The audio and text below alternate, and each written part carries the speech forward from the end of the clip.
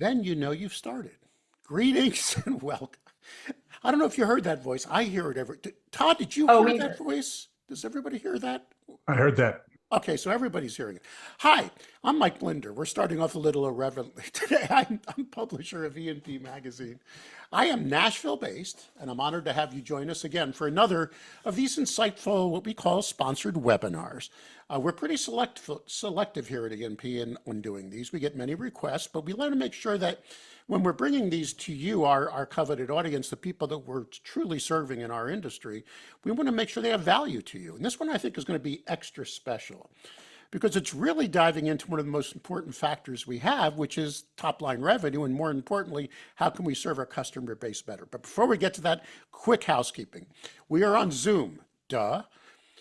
We're on Zoom, but there's so many ways to get our attention on the panel here. There's like this Q&A thing, there's this raise your hand thing. I want you to do me a favor and ignore those puppies. And I want you to use only chat today. And here's what Zoom does. Zoom defaults chat to host and panelists only.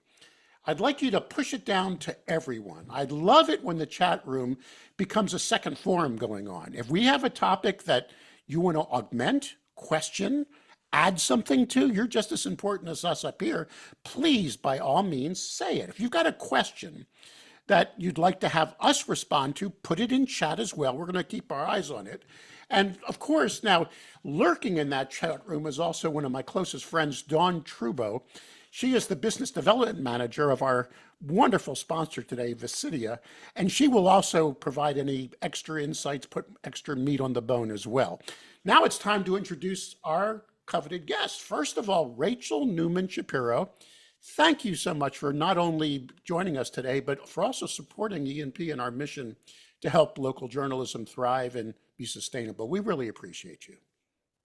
Thank you for the invitation. I'm honestly honored to be here, and I am really, really looking forward to today's conversation. So thanks for the invite. Oh, I'm looking forward to it too. We spent a lot of time prepping for it. There's some really cool insights here. Everyone stick around.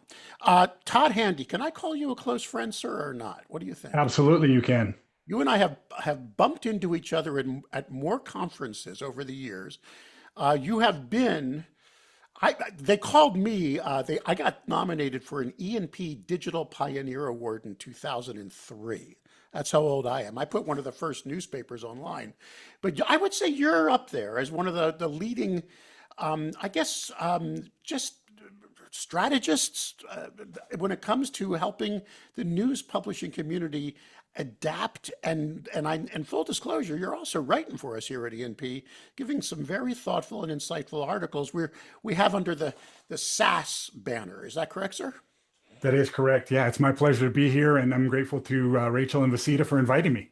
All right, so Rachel, let's get to work here. This all boils down to research that you guys do, and that's why we love Visidia, because you guys just don't provide products and services, consultations, and support to the news publishing industry. You do something that I think is just so important. You find out the pulse of what advertisers want. Can you describe this research that we're going to base this entire dialogue on, if you don't mind? Yeah, absolutely. I'll start by saying that the research isn't actually live yet. So this is the first official sneak peek into the insights from the survey we ran. I'm personally invested in this survey because I don't think we ever spoke about this, Mike, but I actually have some background in monetizing publications. So before I joined Visidia, and this is over a decade. I've been in Visidia for 7 years, but before that, I spent some time in ad tech. So I've become really familiar with publishers, and I know how this world is evolving and changing. And there's always, the publishers are probably one of the most innovative communities I've come across. These guys are always after what is the next big thing, what is the next way for us to generate revenue, reinvent ourselves. And I also do have some background in online advertising for small businesses and local businesses specifically. So to me, this is kind of just like everything coming together. I get to, speak to publishers who work with small business advertisers, and Visidia is a company that serves organizations that serve local businesses. So it's kind of just all coming together here, and I'm super excited. This survey was conducted just about 6 weeks ago. It was basically aggregates insights and thoughts from over 500 small businesses. So those are, the local advertisers that work with the publishers. There's some data on the screen about, who these people are and why their opinion matters. But most important, I just think these people are, it's almost like you can open a door into the mind of your customer and understand, what are these people after? What are they going to pay for? What type of services matter most? And we at Visita are really excited about bringing this knowledge to publishers. We work with publishers, we partner with them in different ways, and we'll get to that a little bit later. But it's all about kind of staying on top of the trends, bringing our publisher partners insights into small business trends and uncovering untapped opportunities. And I'm really excited about diving into that today. It's funny when you guys brought us this research and again, it's not ready for publication, but everybody who is registered for this webinar is going to able to get it for free, correct? We're gonna give them downloads. The slides you're seeing, if you're starting to take pictures of your screen, take a breath. You know how we operate here at ENP. No worries. There's going to be a recording sent out later today. There will be a complete write-up on this, and every slide you're seeing will be in your hands. But Rachel, the reason I'm going to take some of your time, and I know this is your time, but I started as a disc jockey, and then I got into radio that way, and then I got into radio sales, and my first management gig was in the 80s. Went to a convention, met my hero, Mike Joseph, guy you never heard of. He invented Top 40 radio. And everybody said he's Connecticut based. Everybody said he was an idiot because how dare you think you can play the same 40 records over and over again? But what he did was research. You see, he actually had the unmitigated gall, he said sarcastically, to poll his audience and found out they wanted to hear the same damn record. He became a multi-millionaire. Then he launched Hot Hits. But when I met him at the convention, I got a chance in an elevator. I said, Mr. Joseph, you're my hero. You're so famous. Can I ask you, this is a true story. I said, can you give me quickly, before you get out of this elevator, some advice? You know what he said? He said, find out what they want and give it to them. And I have never forgotten that. I mean, every time my mind is going astray, I got caught in the weeds. And as we take this journey, and I was just thinking of that story, because what we're doing here is we're going to unpack and look at what the heck they want, and then more importantly, see how we can find the solutions to avoid this big crisis of churn. So with that being said, let's unpack and start. I understand there's some really there's good news in here. Am I right, Rachel? So Absolutely. Give it to me. What is the good news we see in your research? Go ahead. So we'll start, with this really great validation for all the publishers out there that serve the small business community. So small businesses, this is a huge segment we're talking about, right? This is over 90% of global business are small businesses. So it really is, almost an endless opportunity to capitalize on. And what publishers have been doing over the last, decades and continue doing really well is becoming a strategic long-term partner for these SMBs, so these small, medium businesses. These small advertisers, they love seeking out local opportunities to get branding campaigns, lead gen campaigns, and the publishers are just a really good host for these campaigns, and they're almost seen as trusted advisors. And when we look at some of the data from this survey, we can see that the numbers, show that so many small businesses currently work with media publishers and local publications. This is really one of the main marketing kind of home bases for these guys. And many of them also feel very comfortable and happy about the results. So they feel that, they're able to gain more exposure. They're able to, successfully get their name out there, get their brand in front of the people that they want to be in front of. And that's super reassuring and really, a really great point to kick this webinar off with. Todd, do you have anything to add when you looked at this data? Yeah, what I would say is this. I agree exactly with what Rachel said and with what the numbers say. And that is this. Publishers are the audience builders. They're the ones that have the relationships with those target audiences that the SMBs are looking for. So SMBs tap into those audiences by working with publishers.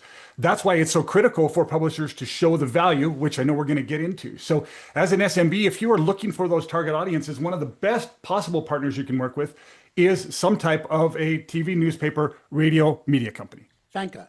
And by the way, I'm Michael B, not me. There's a Michael B in our audience asked in chat. Michael, this was the thing I was discussing with these guys when we were planning this yesterday.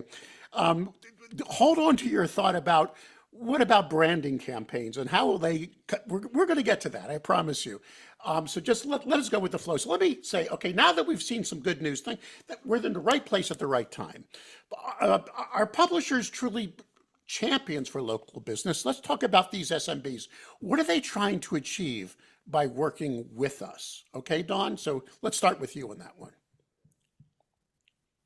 So I'll take this one based on, some of the another interesting question from the survey. And when I was looking at the questions before we started collecting the data, this was actually one of the questions I was most excited about, because we had a long list of, what local advertisers care about most. And if you pull up that slide, you'll see that the numbers really show that it's not all that complicated. They're very, very simple. And I think it looks like we're looking at the slides with the notes. So this is almost like we're giving them a sneak Oh, I peek am so into sorry. what we're about to say. Oh, No. please forgive me. We do make mistakes at E&P. I'm going to go to the full screen slide. How is that? Is that better? Okay. No, it's good. It keeps things interesting. Everyone loves to know, oh, what's coming next? What are they going to ask? Yeah. Okay. So, so anyway, in the good old days, or not such good old days, but in the past, it was kind of just very simple. You pay for advertising space as an advertiser, and that's that. How many people see the ad, cut the ad out, put it on their fridge, maybe you'll know, maybe you won't. But those days are gone. Attribution today is just getting smarter and more complex. And small businesses aren't just seeking, they don't just want to pay for the ads and hope for the best. They want actual tangible business results. So they're looking for more leads that are coming into their pipeline. They want to see actual customer acquisitions, and they want to see more website traffic or likes on their social media page or whatever it is. So I think if I had to summarize what this means is that small businesses are really looking for that tangible business value, and they want to see the ROI on that dollar spent on advertising. Todd, what jumps out at you when you look at these three numbers? I totally agree with what these numbers say. Whether or not they're the percentages that any of us would have expected, this is what this sample size is saying. My soundbite for this is value for money is a churn killer, right? If you're bringing in that value, that's going to ease the churn. The more they spend with you and the more return they get, the more they'll keep spending with you. So if these businesses value lead generation above all, and I get that too. When I'm dealing with our advertisers at E&P, we always ask that question, are you here for a brand build? Or are you here for lead gen? They always say a bit of both, but then they push into that. I would prefer, I want to fill that pipeline. They are likely to prioritize lead generation activities over general brand awareness. I mean, this is number one. Am I correct, Dawn, in 100%? So I think Rachel? Yeah. Rachel, I meant. I'm so sorry. Yeah.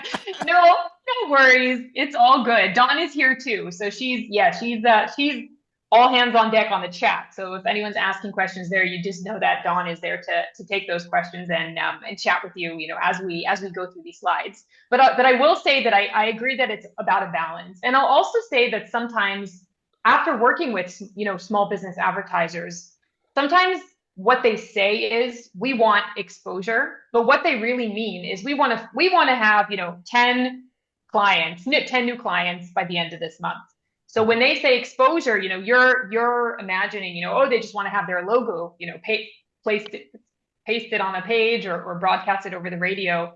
But what they're really saying is, we want these leads. And I think it's important to listen to that and understand that sometimes small businesses don't speak the language like we do. They don't talk about lead nurturing and lead generation and lead attribution the same way we do. They don't always have the verbiage to describe those business needs. So that's where I think, it's also our responsibility as the people that facilitate, these small businesses' growth to understand that it's always going to be a combination of exposure with actual lead generation activities. So these are the KPIs. This is it. This is what they want. Todd, does this surprise you, or is this something you just expected to see? Doesn't surprise me at all. And back to the question in the chat around brand building. In local media, one of the examples I use all the time is an advertiser looking for brand building would be a personal injury attorney, right? When you need a personal injury attorney, you need to already know that brand and have an idea of who you would call. It's very rare that I'm going to get in an accident, happen to tune into a website, a broadcast, read a newspaper, happen to see the ad and go, oh, that's who I'm going to have to take care of my personal injury, right? It's going to be who I've got in my long-term brain. And so if I'm looking at these things here, number of leads, engagement rates, conversion rates, those have got to be built up based on the brand over time. So All right, so if they valued lead generation above all, let's prioritize everything. What does this scream to you, Rachel, when you gave me this slide to display? Go ahead and unpack this.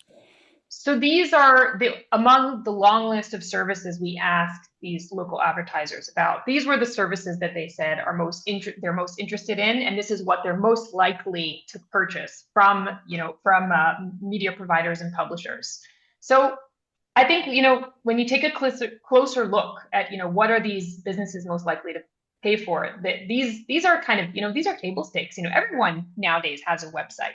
Almost everyone is doing social media ads. So I would like to think of these as almost the baseline, right? So this is in a way already venturing out of that traditional role of broadcasters and publishers, whether print or digital. So I think this is where some of the gap is. If small businesses and local advertisers are expecting these, anyone that isn't offering these services or at least offering something similar is kind of missing out on an opportunity here, because these local advertisers are going to buy these services from someone. And why not make that someone you? That's the way I like to think about it. Gordon Burrell, I believe in his last study, this number is always diminishing. I remember in the days when a local business would chat with up to 4 to 5 media companies. That was like a decade ago. I think it's now maybe Todd, isn't it like south of 3 right now, Todd? Yeah, it's in the two range, 2.1, 2.2, something like that. Yeah. So if an SMB is only going to talk to 2.1 or 2.3, somewhere around there, businesses about their needs, and these are the needs, you're basically saying offer what they want or you ain't going to be one of them. It just boils down to that. So while publishers want to be true partners with SMBs, what's the elephant in the room? What the increasing churn rates that keep publishers up at night? What are they, and how bad is it, if I may ask, Rachel? So, Mike, to be completely honest, this next slide is actually breaking my heart because it was all sunshine and rainbows up until now. And we were so happy about, the publishers and the broadcasters and the media folks being kind of the champions of the superheroes of the small business economy. But now when we look at these slides, we have to wonder, what went wrong? Why are we looking at these double-digit figures, high double-digit figures, when it comes to the number of small businesses that will leave their media publisher within the first year, and specifically within the first, between the 6th and 12th month of them working together? And that really doesn't leave you much time to be, if we were speaking about being ROI positive, ideally, if I was running, ads for a customer, I would want more than 6 months to be able to establish a real sales cycle for them and be able to, feel really good and confident and comfortable about those results. So, and I think results is really the key word here, right? If we're talking about what are these small businesses looking for within these first 6 to 12 months, it's all about those results. And when you ask them while they're switching, it's all about not achieving the goals. I think lack of transparency. This was also a pretty popular answer.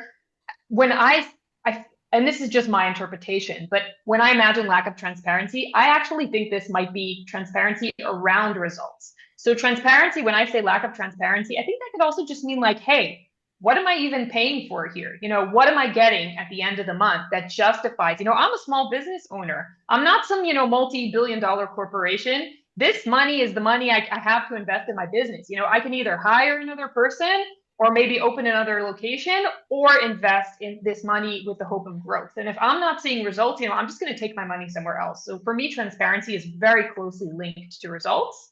And then finding a better offer, there's always going to be a competition. It's pretty fierce out there in this space. So I think that's also just an indicator of how so many organizations need to also think of, well, what differentiates us? How are we different than the folks 3 doors down the road? Todd, you were the one mentioning to me, we were discussing this as we were planning the webinar, that as you consult media companies and you've had, years of experience, being in charge of large sales forces, it's a shame, but when you walk into a month, you're down from the start. Am I right? I mean, we got to accept that, period. Right? Yeah, unfortunately, the accepted number with most market managers across all media companies is that you'll have about 35% churn on a monthly basis. So as you start day one of the month, you got to go get 35% just to get back to whole by the end of the month, let alone if you've got growth goals of any kind. And so you have to figure out how to kill the churn. And Rachel nailed it here, right? If they're not seeing the value, they're going to churn. So the way that I put it is, if they're spending $1 with you and getting 87 cents, they're not coming back. If they're spending $1 and getting $1, they might continue, but they probably have other ways that they get better returns within their business. They spend $1 and get 2, 3, 5. They'll just simply say, how about if I give you 10, 20, 100, right? They're going to stick around. You have to show the value. Rachel, you even have a more detailed breakdown of the reason behind this churn. Am I correct? Yeah, yeah. We care a lot about, churn and the reasoning and what causes it. An anecdote, this is probably one of the most cliche anecdotes. Everyone likes to say it, but it's true at the end of the day. Acquisition of a new customer is anywhere between 5 to 7 times more expensive than just retaining an existing customer and expanding the lifetime value of an existing customer. So when it comes to why our customers are leaving and why we have to find ourselves chasing nonstop after new customer acquisition, we better get down to the science of it and understand what makes small businesses churn. So I think goals, we've established that not hitting those goals is always going to be a killer. If you look at the other answers that were quite popular, lack of transparency, we spoke about, finding another offer, we spoke about, price changes. So that's, I think, a matter of, price is almost like the flip side of value, right? So if you're delivering enough value, I feel like the price tag can be appropriate. If you're charging, if you're increasing prices or adding, different add-ons that aren't delivering that value at the end of the day, you cannot justify the price. So I think price always has to be kind of weighed out with the value. Poor customer service was really surprising to me here. And I wonder where this comes from, because from what I've seen and from the publishers we work with, I do see that publishers are excellent at providing services. And the fact that small businesses and local advertisers refer to publishers not so much as a vendor, but almost as a partner and a trusted advisor. So I feel like this is maybe a little bit of an anomaly, and I'd love to dive into this deeper in maybe our next survey and understand where this comes from. Because from my understanding of this space, so many advertisers actually love the publishers they work with, and when they have to leave, it's always a little bit sad. Todd, what pops out at you? So the numbers make perfect sense to me, and probably in the order there as well. Again, it gets back to being able to show the value for what they're spending with you. Again, Rachel said, could I hire another employee? Is there something else I could do? I use this example all the time. I want to take my family to Disneyland, right? This $3,000 that I might spend with you for this campaign could pay for my family to go to Disneyland. At the end of the time, if I don't have value for that, then I haven't gotten anything out of it.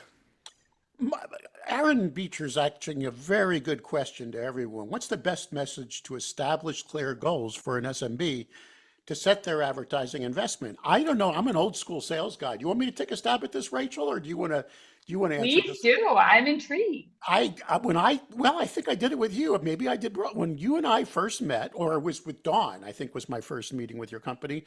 And I said, what are your goals? Clearly, what do we want to do? I showed previous examples of how we prove it to other advertisers. I showed reports.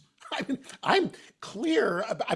This is what we're going to try to accomplish. And I don't do PowerPoints and stuff. I show the actual, this is what we try to achieve. Is this something you're looking for? So I'm actually that transparent even during the sales process. Todd, does that make sense to you? Do you think that's Yeah, so I'm jumping up and down on this when I saw that question come in, and I've been chomping at the bit. Here it comes from me, Aaron, for you and for everybody else. We as media companies have spent a lot of time building out client needs analysis, CNAs, right? Yep. The CNA that you need to be using with your advertisers, especially SMBs, has 4 questions. Number 1, who are you trying to reach? Number 2, what do you want them to do? Number 3, how are you going to measure that? And number 4, what's the return that you're looking for on that, right? So who are you trying to reach? That's obviously the target audience. What do you want them to do? Do they need to click a banner? Do they need to make a call? Do they need to come on site? Do they need to buy something, right? How are you going to measure that? Is it click-through rate? Is it dollars of sales converted? Is it conversion funnel? Is it downloads?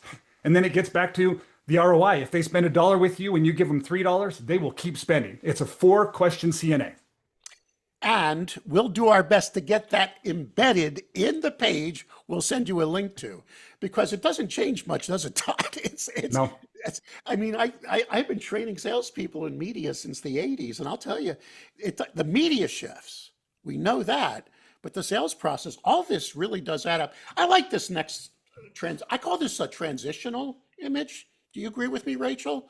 Because this is where I say, okay, what's the secret sauce? What can be done? And here you're showing the churn rate, correct?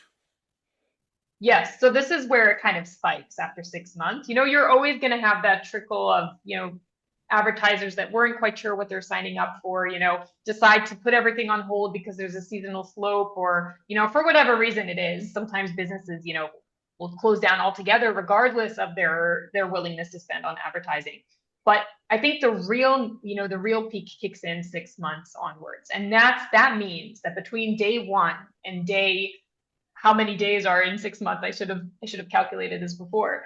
That is a window of an opportunity. That is where, as providers of media and advertising services, this is crunch time. This is where we need to start delivering fast, showcase value, ASAP, and make sure that by the time we hit that 6 month mark, we're in a good, comfortable position with a customer where we can have an open conversation about goals, results, where are we, what we've hit so far, if there's a certain gap, we can address it and talk about it and have a conversation. And I think that's also a message that I would love for everyone to take from today, that it's okay to have ongoing conversations around goals. And, with attribution and transparency and the level of detail that's provided in many of the reporting systems today, there's nowhere to hide. Everyone can see exactly how these campaigns are performing, what the engagement is looking like. And if those numbers aren't quite where we want them to be, having an open conversation around it and having a plan in place to say, well, I see we're not quite where we wanted to be, with this channel or with this campaign, but here's what we're going to do about it.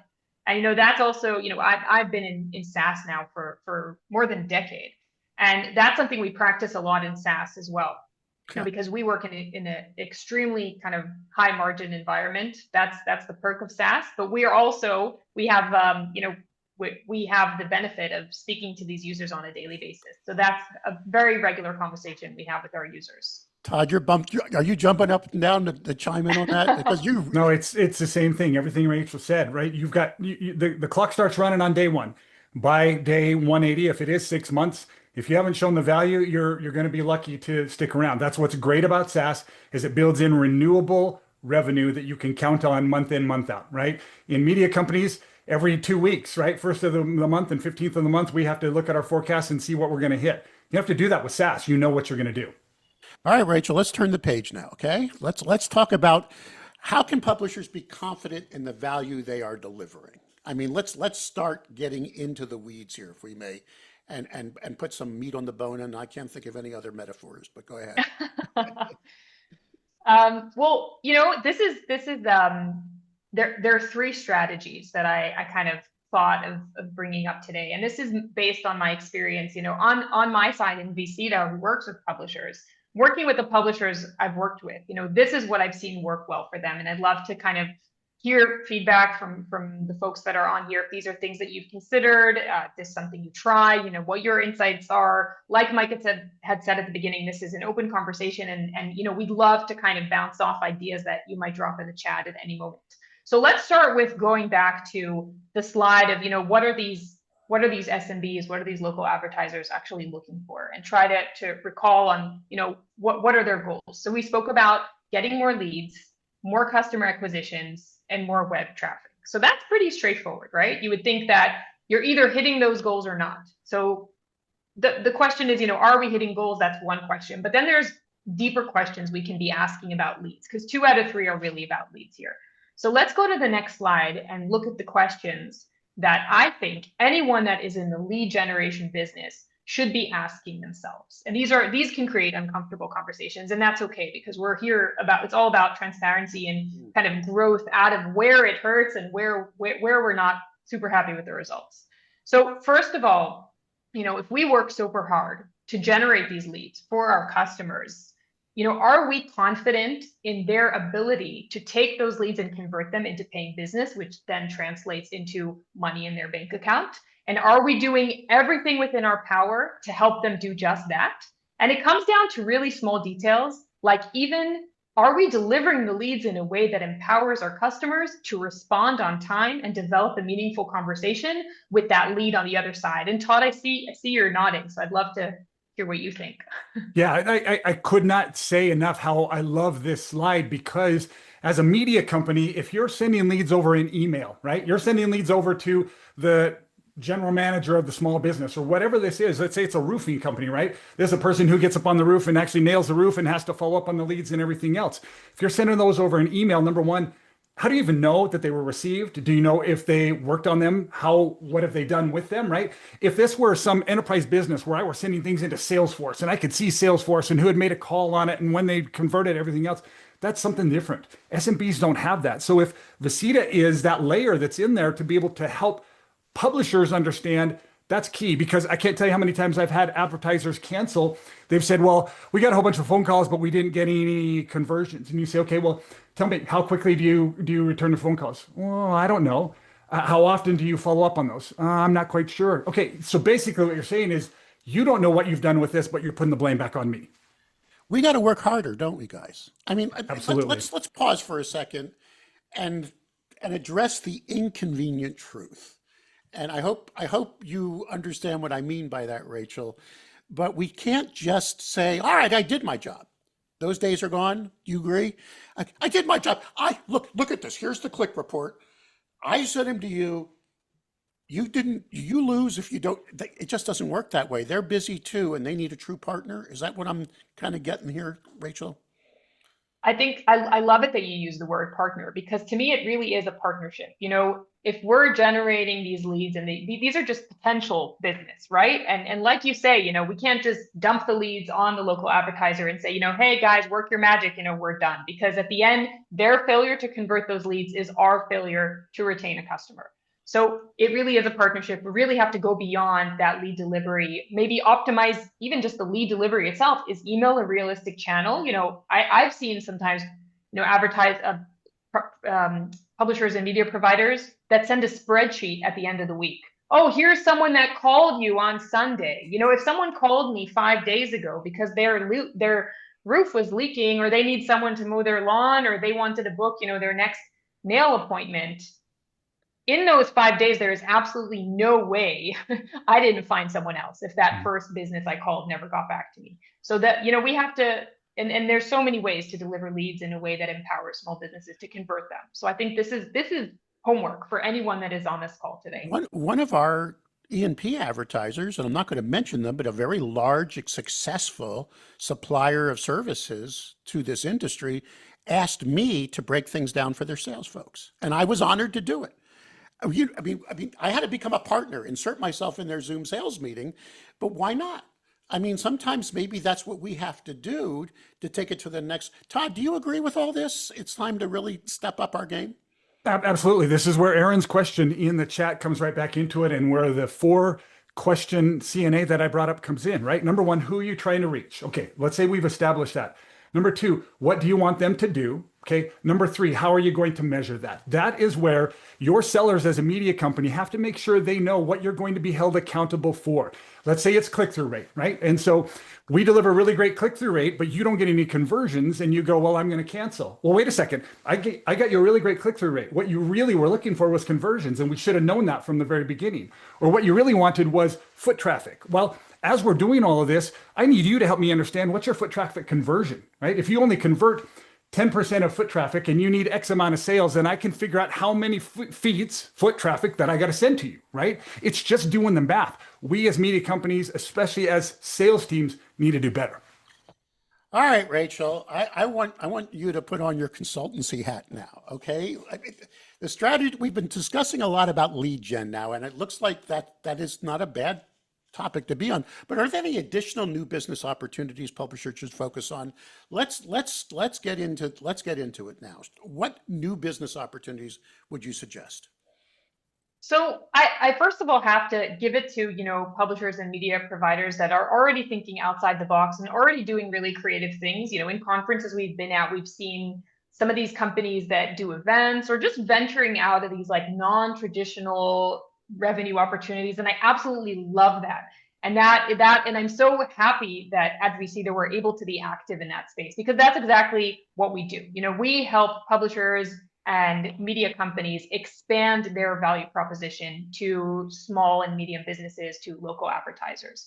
And what we see with many of our partners is that they're able to, we use a KPI. It's very common in SaaS, and I think it's probably common in your line of work as well, which is ARPA, the annual revenue per account or per user sometimes used.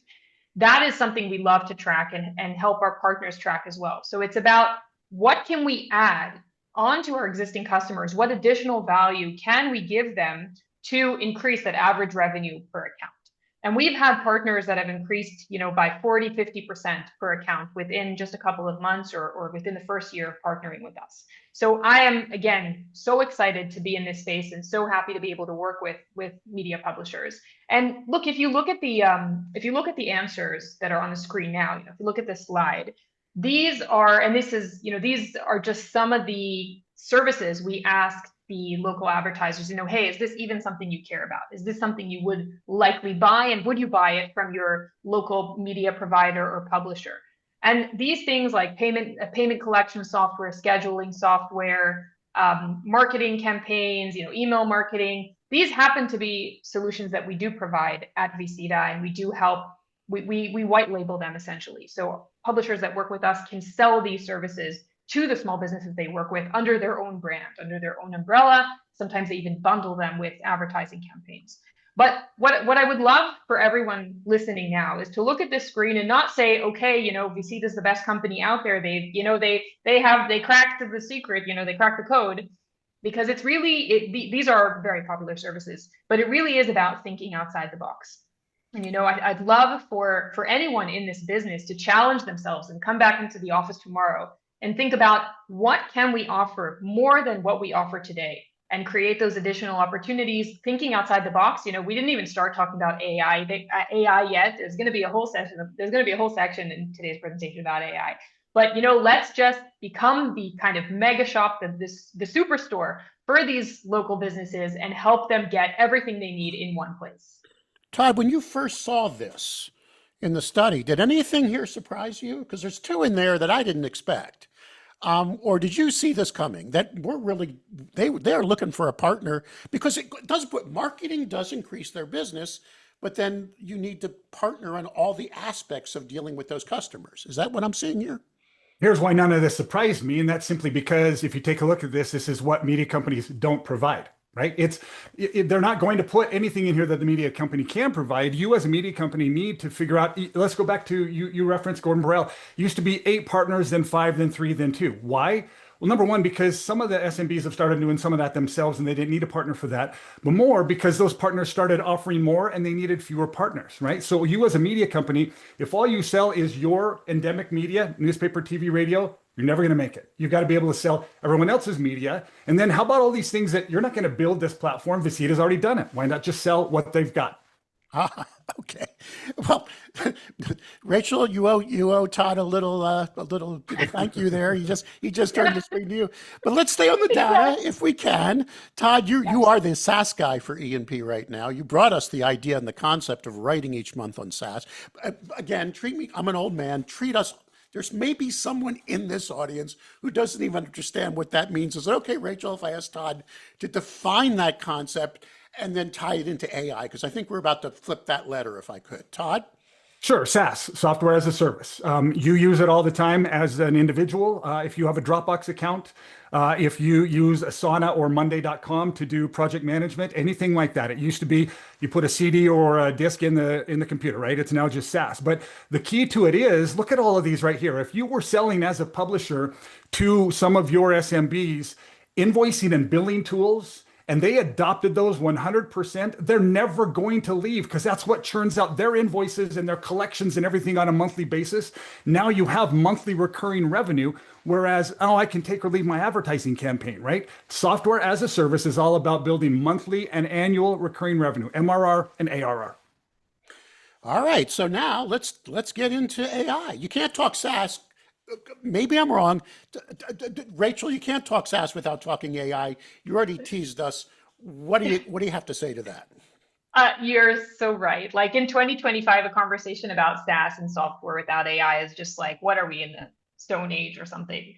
So AI, artificial intelligence took us by storm. It started with kind of, with ChatGPT, and it started with these little quirky use cases like, hey, I want a picture of my grandmother for her 80, her birthday cake or whatever it is, or write me a little poem for my girlfriend, or just these little like small quirky things that we do, for fun.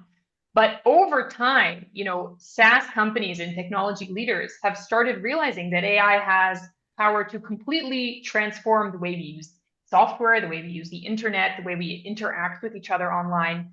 And, I can talk about AI for hours, but for this specific context, I think if you look at AI and its potential for small businesses, so those local advertisers, this is mind blowing to me because I've been now in Visita, we are very close to the small business community. And something that I've seen from day one in Visita is that small businesses are time starved. If they're running late in the office because a customer is calling or they're trying to close that last deal, to them, these are people like me and you. They're going to miss their son's basketball game. They're not going to make it home to have dinner with their family. They're going to miss movie night with their kids because they're staying up writing some sort of report for their customers for the next day. So whatever workload we're able to automate with AI, or at least make it happen faster, make it easier, that is tremendous value. That means for the person behind the people behind a small business, it means they're able to regain work-life balance. They don't have these big fancy teams working for them like in the enterprise world. These guys, some of them are mom and pop shops, and AI has the potential to transform these people's lives, literally. So AI is complicated because we're in the early days of it, right? Do people trust it? Are they interested in it? Are they willing to pay for it? And this is the question we ask regularly. We do these surveys at least once a quarter. And it's interesting to see how the attitude towards AI is changing, and the appetite to AI in the small business community is changing really fast. So many of them are already using it. And the ones that aren't, out of the ones that aren't, so many of them are interested in using it. And this is also an area of potential, in my opinion. And if I may add, if you were to do the survey today, you're going to see that 33 be around 39. You're going to see that 28 be about 22. It's just going to continue and continue until they show up at someone's house and what's this AI thing? And somebody takes out their phone and says, "You're not using this," and then they flip. And I mean, I did it on a cruise ship with someone at dinner. He said, "What's this AI?" And I said, I met him the next day and I showed him, and he sent me an email like a month later how it transformed his entire business. So this is going to change. But can you get into the next slide? I love, because you're getting into the common case studies of what they're doing. Break this down, would you, for us, Rachel? Mm-hmm. Right. So if you're sitting there scratching your head thinking like, well, AI, that sounds like a big, this is big tech. How is that my local barbershop or, my manicurist or the person that, comes to my house to clean my gutters, how are they using AI?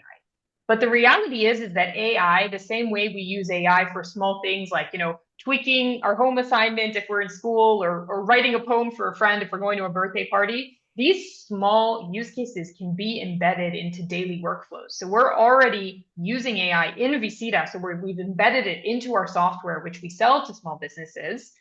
We've embedded it into the simplest, most day-to-day tasks, like answering customers that write to the business an email or text message, helping small businesses become smarter about their pricing. Hey, you're a local barbershop, but you're actually the cheapest in your neighborhood. You can afford to increase your prices by 20%. So providing those type of insights, helping them even just automate these tasks. And we spoke about automation and time saving, but do things like having their invoices generated automatically instead of them sitting hour by hour or creating these invoices one after the next.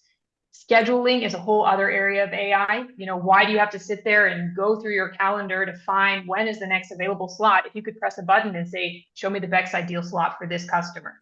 So there really is no limit to what AI can do. And these are all live use cases that we're already seeing small businesses adopt as of today. Todd, anything to add? This didn't surprise you, did it, Todd?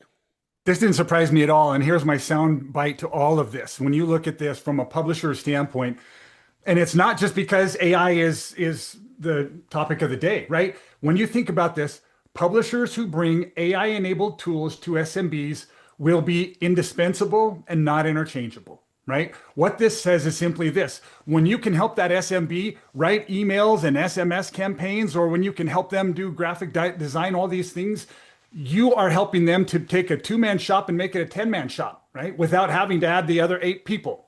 10-person shop. Let's be perfectly correct about that, right?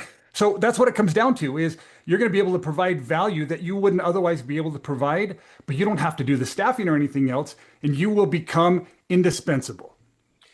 What say you, and I saw this in the chat as well, when someone says, I already have I mean, I've heard this since I started consulting in 2000, and I hit the road in 1999, 2000, starting to travel, teaching, trying to get newspapers to understand that the internet wasn't a fad. That's how old I am, right?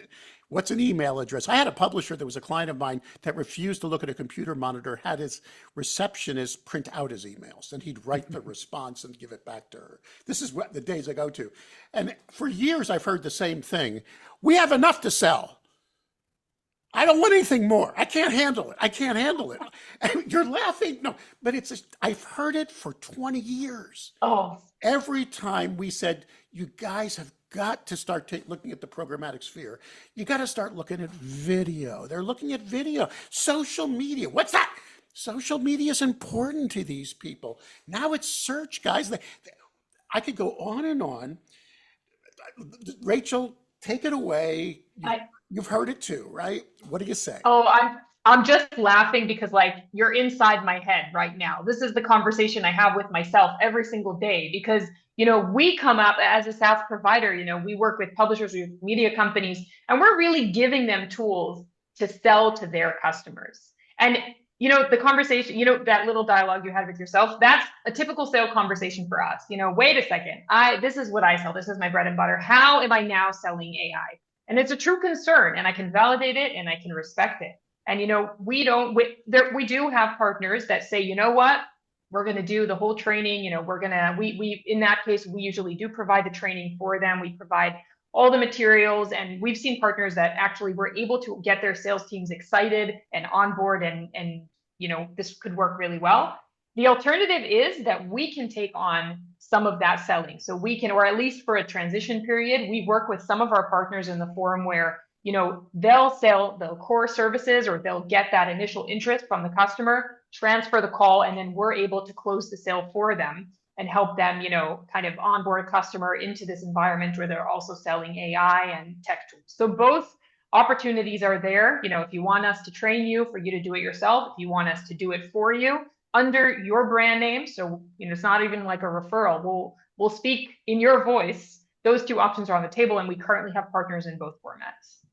Todd, what do you want to add to that? I mean, you've heard that, I'm sure. You heard it at Deseret, did you not, for years? I mean, when a sales team screamed at you, I got enough, this is it, I'm not doing anything else, what was your response?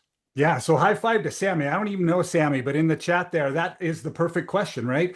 As a chief digital officer, if Visita were coming to me and saying, hey, you should be selling all of these options to your SMBs, if I loved what I was seeing there, that'd be great. But my question would be, okay, great, but we're a media company and we're already selling this, and now we're going to sell this. I'm going to need help with that. So as a chief digital officer, I would say, okay, Visita, then what is your support? How are you going to support me? What does that look like, and so forth? So I would put it back on them as my partner. All right, take it away. Rachel, I'm going to let it be your show from this moment on. And thank you, Todd, for turning that letter and getting us to Rachel to talk to me. Let's assume someone says, okay, I buy in. If I don't sell this, someone else will, right? That's it. Yeah. And I want to be one of those just north of 2, south of 3 that they're talking to. What do you offer, and how can they get some support here? Take it away.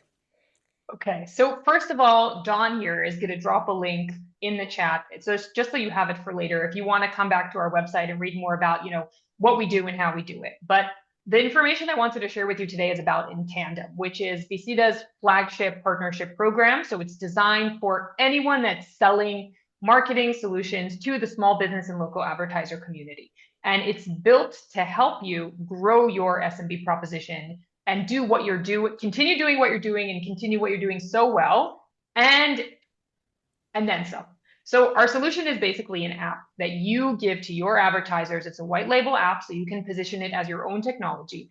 And through this app, this is where your small businesses and local advertisers are going to be receiving your leads. So Mike, if you can bring up that slide with the funnel, this is just an easy way to illustrate it. If you're today already managing campaigns and delivering leads, so you're currently doing the top of the funnel, but what happens on the second half? For so many publishers and media providers, there's very little transparency and there's very little control in what happens next. And we spoke about this today of how this is also a driver for churn. And if you click just one more click, you'll see how this whole funnel sort of comes together. And sorry, there's one back. I guess the animation didn't make it. Oh, here it is. Okay. Yeah, our designer would have killed me if I would mess up his animations somehow. So no, he's a very nice person. He would never be violent. So we love you, Felipe. He's so when we look at this funnel, if you look at the second half of the funnel, this is where we come in as partners to publishers and anyone in the marketing business. We help create that level of transparency where your SMB clients, your local advertisers are using your app to see the analytics of their campaigns, communicate with all the leads that are coming in on all different channels, see who converted and move those leads through the pipeline, which ends up as money in the bank because they can also use it for payment processing. And I know this sounds like a lot, like this sounds like a superstore solution. And the beauty of this is that we're able to go to market in many, many different ways. And we can also start small. We can start with like a slim lead management solution, which is really easy to onboard and easy to get people excited about. And then from there, we can grow and upsell and expand a proposition. And for those of you who are, a little bit more tech savvy, we are also API based. So if you wanted to integrate anything into this environment, you can really create your own custom SaaS solution based on our technology. And we spoke a little bit, or maybe we didn't, but we were going to just mention the margins. For anyone in the service business looking at this transition into the SaaS space, it's not, it's really about expanding your proposition, combating churn by creating stickiness. But there's also a significant margin opportunity here, which in SaaS, it's quite different than the traditional service industry. Now, I did want to address one of the questions I saw, or it was more of a comment actually. And then I'm not sure, and if I scroll back, I'm not sure I'll find it. But someone said something really interesting, and I think this is such a great insight about churn. How churn, comes for, as we saw, many different reasons, not seeing enough value from day one being one of them. But churn also comes because it's so easy, right? It's so freaking easy to just pick up the phone and say, hey, I don't want to spend my money with you anymore, or I want to go to somewhere else. And once you start providing more of this value to your customers, once they build their business, they're more invested in this relationship, right? This is what they're using day in, day out. And moving away from that is much harder and much clunkier than just picking up the phone and saying, hey, we're done. So this is also something to consider when you're combating churn, providing something that is a little bit more robust, that is a little bit in the small businesses day to day. It's much stickier. That's also something that can help combat churn. And if anyone would like to learn more about this, I hope Dawn put that link in the chat right now. So in Tandem by Visita, go check us out. If you want to learn more, we've been in this business for 15 years. Altogether, we serve over 150 small businesses worldwide, and we serve them through organizations like you. So publishers, media companies that work with local advertisers, work with us, and through us are able to resell technology to this segment that is so interested and so in love with the features we discussed today. So would love to continue the conversation. And we also have the report, right? We have the report that's available.